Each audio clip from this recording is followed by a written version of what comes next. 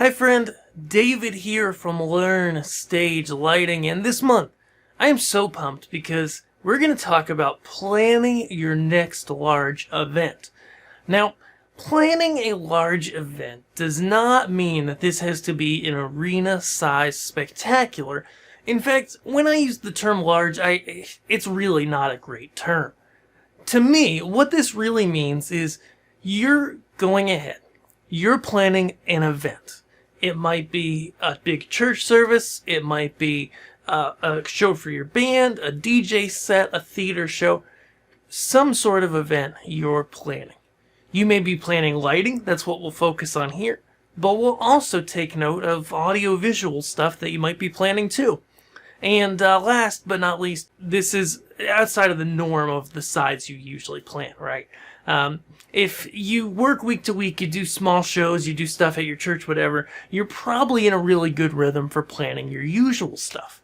But when you have an event or something coming up that is bigger than the usual thing that you do, that's when it's time to really focus in on having a great process for planning your event. And this month, we've got 4 steps to planning and making a big event happen and making it happen exceptionally well. Because if there's one thing that I know from my time in the event industry, both in the past as well as now and into the future, one thing that I've learned is that it's not the equipment that makes the show. It's not whether you have the best stuff in the world, but what makes really great shows spectacular is that the people behind them think through the details really well and then do a great job of executing. That's why in these videos this month, we're going to talk about exactly that, starting with our first step. So our 4 steps this month are going to be 1, plan, 2, prep, 3, execute, and 4, the aftermath. And all of these steps are really important if you want to make world-changing or just incredible events, things that change the atmosphere and make the world a better place. Then you want to watch these videos this month here on our channel. So be sure to subscribe if you haven't already. Now let's talk about planning. The first step of any event is planning. You might say, well, David, of course it is. I'm not, just, yeah. Yeah, well, it might seem obvious, but those who fail to plan to fail. You've probably heard a quote like this before, and I found it to be extraordinarily true. So, before a big event, what kind of things do you need to do to plan? Here's what I like to do. The very first thing, and this is going to depend on the type and scale of event, is you want to get with whoever's in charge of the event and really talk to them about their hopes and dreams, what they really want this event to turn out like, okay? Maybe they've put thought to this, or maybe they haven't. But one thing I've noticed is that if you start thinking through your hopes and dreams, the atmosphere you want to create, and you do that from step 1, you can take a much smaller amount of equipment and resources and make it look incredible. Whereas if you don't think through this stuff ahead of time, you can take a big pile of really great gear and make something that's kind of, it's all right. We want you to make great events here, right? That's what I'm all about. That's what I want you to be all about. Okay? So the very first step of planning is really to get with whoever's in charge. That could be yourself, that could be a client, worship leader, pastor, a DJ, whoever. And talk about their hopes and dreams. Like, what would they really want to do for this event? And this is just the dream stage, okay? In the dream stage of planning, you really don't want to get super into the weeds of details. You don't want to cross a lot of things off the list. You really want to leave things open, okay? Then we get to the practical planning.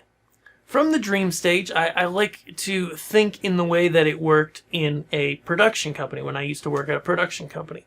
And what that's going to look like is you go from dreaming to generating a quote, right? You put the gear and the resources together that you're going to need to pull this off. even if you're in a completely, a nonprofit, a church world, whatever, pulling together and thinking about ahead of time what the gear and the resources are that you're going to need to pull this off is going to give you an accurate perspective on the show. And that's really key, because if there's one thing that I see happen a fair amount in this world, it's, people get started with lighting or AV, and they get into some kind of show, and then they're just working, 20 hours a day for the entire week of the show or whatever it is, and just, pounding it, not getting any sleep, super stressed out, because they didn't think ahead of time about, okay, how long will this stuff actually take? What pieces of equipment do I need to make this complete, etc.